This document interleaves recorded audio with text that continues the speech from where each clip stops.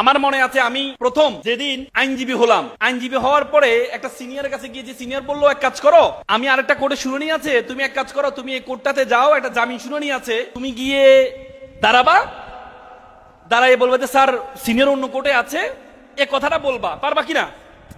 আমি বললাম স্যার আমি পারবো। পারবা কিনা এটা বলতে পারবা? আমি বলছি স্যার আমি পারবো। আমি গেলাম, একজন জুনিয়রও আছে, মুহুরি যে আইনজীবী না সেও আছে পাশে। কোর্ট দুইবার ডাকছে, আমি দুইবার সময় নিলাম, এর মধ্যে নথি শেষ, কোর্ট নেমে যাবে। এমন সময় কোর্ট বলল দেখেন আপনি শুনানি করলে করেন, না হলে আমি এটা নামঞ্জুর করে দিচ্ছি। আমি চিন্তা করলাম নামঞ্জুর তো এমনি হবে, তা আমি একটু শুনানি করি। পরে আমি কাগজটা একটু দেখলাম, মামলাটা কি দেখলাম, তো পলিটিক্যাল মামলা। তা আমরা তো বারোয়ারি বিতর্ক করছি না, তা দেখলাম যে লোকটার পদবি দেখলাম, লোকটা হচ্ছে একটা কেয়ারটেকার, একটা বাসার কেয়ারটেকার, মানে জামাতে করতো আর কি। তা আমি কাগজটা নিয়ে দাঁড়ায় বলে, তো বিজ্ঞ আদালত, আজকে আমি যে ব্যক্তির জন্য দাঁড়িয়েছি এই ব্যক্তিকে বলা হয় যে he was involve in politics, but আমি বলছি he was not involve in politics. বিগত আমরা জানি রাজনীতি যারা করে তারা আঙ্গুল ফুলে কলা গাছ হয়ে যায়। আজকে 15 বছর ধরে আমি একটা বাসার কেয়ারটেকার, যদি আমি রাজনীতি করতাম তাহলে আমি কেয়ারটেকার থাকতাম না, এই বাসার মালিকা হয়ে যেতাম। বিজ্ঞ আদালত, আমি প্রতি মাসে 7,000 টাকা বেতন পাই। আমার গ্রামে আমার মা আছে, মায়ের জন্য আমি প্রতি মাসে 5,000 টাকা পাঠাই, আর 2,000 টাকা আমি নিজে খরচ করি।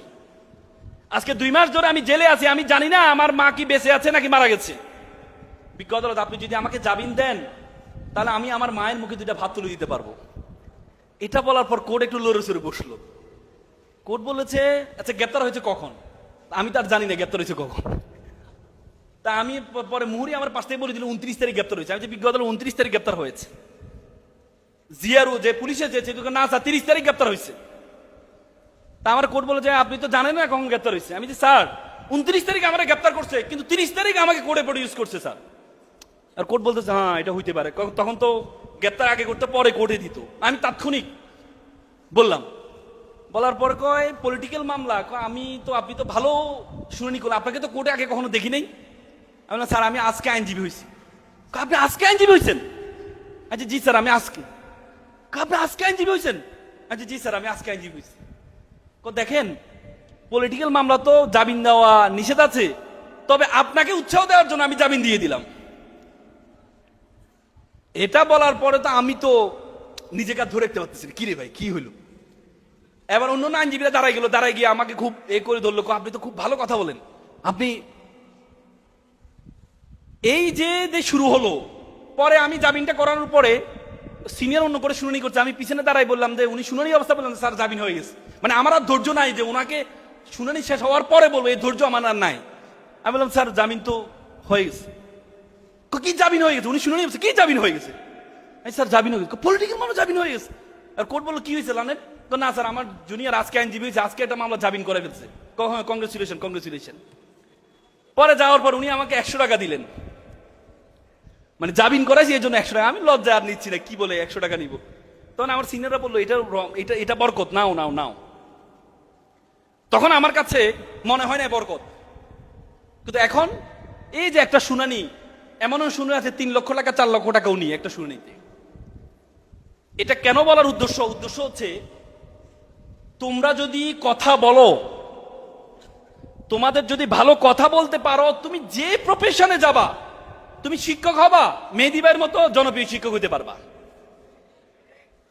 তুমি যদি দোকানদার হও, এই মুদি দোকানদার হও, ধরো তুমি কেউ, তোমার বাবা মুদি দোকান চালাইছে, তুমি পড়াশোনা শেষ করে মুদি দোকানে বসলা, তুমি এলাকার মধ্যে সেরা মুদি দোকানদার হবা, কারণ তুমি you know the pulse of the people. ধরো কিছু দেখবা মুদি দোকানদার আছে খারুস, কেউ একজন গেছে, মানে সে অন্যকে মালামাল দিচ্ছে, তুমি কি বলছে ভাই মালামাল, আমার মালামালটা দেন, বলছে ভাই একটু দাঁড়ান, তুমি একটু পরে আবার 5 মিনিট 2 মিনিট পরে আবার বললাম, তখন বলে কে রে ভাই ধৈর্য না থাকলে অন্য দোকানে যান, ভাই আমি পারবো না যান। তুমি কি থাকবা এই দোকানে? তুমি যদি সন্দেহ করো যে ভাইয়া প্লিজ ভাই 2টা মিনিট একটু বসেন ভাইয়া, আমি ওনারটা শেষ করে আপনাকে দিচ্ছি, আমি জানি আপনার কষ্ট হচ্ছে, ঠান্ডা কিছু দিব ভাই, ঠান্ডা ভাই প্লিজ ফ্যানের নিচে বসেন। এই লোকটা 10 মিনিট ধরে বসে থাকবে, তারপরে এই লোকটা লজ্জায় যাবে না, এখান থেকে যাবে? কেন? কেন বলো তো? কথা বলার দক্ষতা। এই জন্য তুমি যেখানে যাবা, আজকে মিজানুর রহমান আজহারি থেকে মেধা মননে অনেক বড় আলেম বাংলাদেশে আছে না? আছে। কয়জনে তারে চিনে? আজহারিকে কেন চিনে? কেন চিনে? বাকবিতার জন্য, তার চমৎকার বয়ানের জন্য। He know the pulse of the people. মুক্তাদাল হাল, অবস্থার চাহিদার আলোকে কথা বলতে পারে। তুমি যদি অবস্থার চাহিদার আগে কথা বলতে পারো, তুমি যেটাতে যাবা তুমি সেরা হবা। এখানে কারা কারা আছো বিতার্কিক? বলো, বিতার্কিক কারা কারা আছো? হাত তোলো। 5-6 জন নাকি? বিতর্কিত না, বিতার্কিক। আচ্ছা, নামাও। এই জন্য তোমরা যখন কথা বলবা তাকাবা কোথায়? যতই টিপাটিপি করো কোনো লাভ হবে না। পারবা তো? এটা পারবা তো? তারপরে তৃতীয় যোগ্যতা হচ্ছে, তোমরা যখন কথা বলবা তোমাদের বডি ল্যাঙ্গুয়েজটা ইম্পর্টেন্ট। কি ইম্পর্টেন্ট? Body language. তোমার এই যে অনেকে দেখবে ডায়াসে দাঁড়িয়ে বিপদে পড়ে যায়, হাতটা কোথায় রাখবে?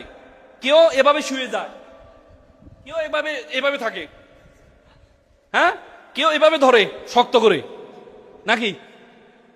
একজনে ভাইবে দিচ্ছে টেবিলের সাথে তার পা লাগছে, কাঁপতেছে। বাবা কাঁপো কেন? স্যার স্পর্শটা করে দেখেন। মানে স্পর্শ করার আগে কাঁপতেছে, স্পর্শ করলে কি হবে তার?